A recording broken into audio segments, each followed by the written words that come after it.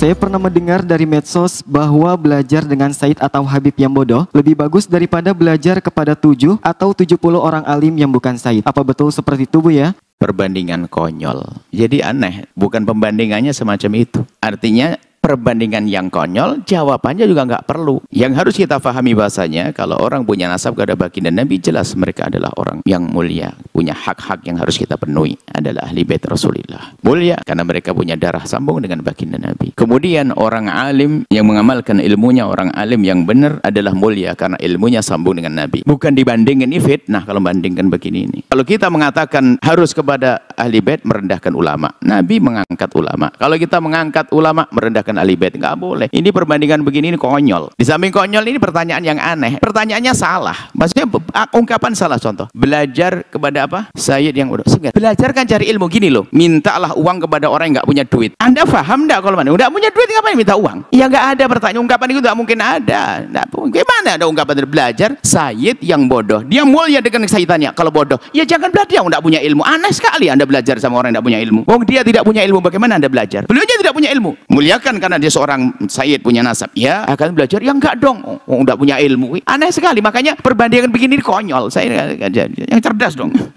Cuman kadang-kadang bahasa-bahasa begini menjadi sebab kita merendahkan, naudzubillah, merendahkan ahli bait Nabi, sisi merendahkan ulama. Nggak boleh, ini kalimat yang nggak sah. Apalagi satu banding satu saja, bukan untuk membandingkan ini satu alim yang bukan sayyid, satu sayyid yang tidak alim, bukan untuk dibanding-bandingkan begini. Semuanya punya kemuliaan yang harus kita pandang, bukan dijejer dibandingkan. Membandingkan ini justru salah. Ini mau merendahkan satu, mau merendahkan ulama, merendahkan sayyid, ya nggak bisa dong. Yang membandingkan ini malah bahaya banget. Sayyid ahli bait Nabi Muhammad, Anda punya kewajiban untuk mencintainya, menghormati, muliakannya. Iya, satu sisi ini. Tapi belajar, ya enggak dong, enggak punya ilmu. Anda belajar apa? Ilmu tuh ilmu jelas, ada sanadnya, ilmunya ada. Ini orang ilmu, Anda ambil ilmunya. Kebiasaan merendahkan adalah merendahkan ulama. Anda mau sambung dengan Nabi, enggak mungkin, karena ilmu adalah dari para ulama. Anda membenci ahli bait Nabi Muhammad, Anda punya masalah besar dengan Rasulullah. Ini babnya beda. Maka jadilah orang seperti apa? Jika Anda bertemu dengan ahli bait Nabi, Anda punya kewajiban untuk muliakan dia. Baik dia bodoh atau pinter. Itu loh baru benar kalimat begitu. Cuman cara muliakannya adalah sesuai dengan kebutuhannya. Bukan muliakannya, ada seorang sayyid, bang minta duit, bang mau mabuk, Anda kasih. Anda kurang ajar dengan Rasulullah. Dia mau mabuk, Anda kasih. Jadi cara menyayanginya adalah cara menyayangi yang benar. Dan ingat, jangan ada sedikit hati dengki. Apalagi di saat ada sayyid mabuk lalu dia tepuk tangan, hati-hati. Anda bertepuk tangan dengan cucu Nabi yang melakukan kehinaan, mesti Anda lebih menangis karena apa? Itu cucu Rasulullah. Hati-hati, jangan ada dengki. Dengan ulama hati-hati, jangan sampai tidak menghargai ulama, karena mereka adalah warasatul anbiya. Seperti itu. Jadi dengan ulama, belajar dengan ulama, belajar dengan orang yang berilmu dong, yang jelas ilmunya dong, sanad ilmunya harus ada, ilmunya jelas. Belajar itu harus ada. Belajar kok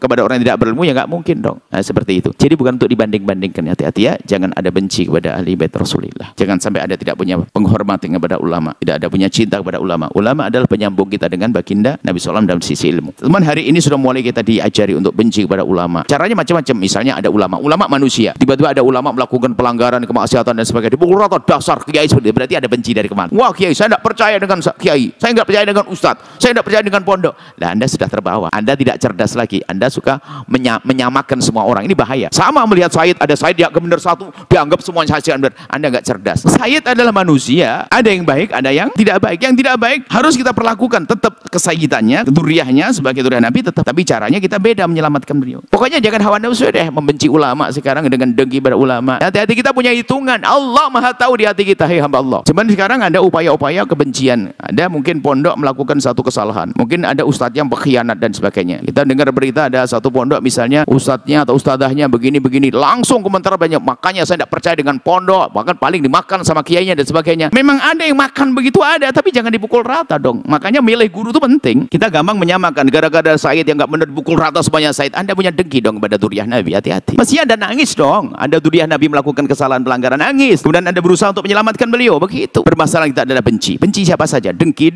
pada orang biasa saja nggak boleh, apalagi kepada ulama, pada duriah Nabi. Hei hamba Allah, ini urusan Anda pribadi kepada Allah. Saya tidak mengatakan Anda semuanya. Urusan Anda dengan Allah. Anda punya Tuhan Allah yang Maha tahu tentang hati Anda, sudahlah. Kalau saya pura-pura cinta tapi saya membenci, saya pura-pura cinta ulama saya dengki, Allah tahu kok. Saya pura-pura cinta ahli bait tapi mendengki, benci. Pura alasannya saya ingin selamatkan dia, wah saya ingin nolong dia dan sebagainya, tapi sebenarnya saya menjerumuskan. Allah Maha tahu loh ya. Urusanmu dengan Allah, hai hamba Allah.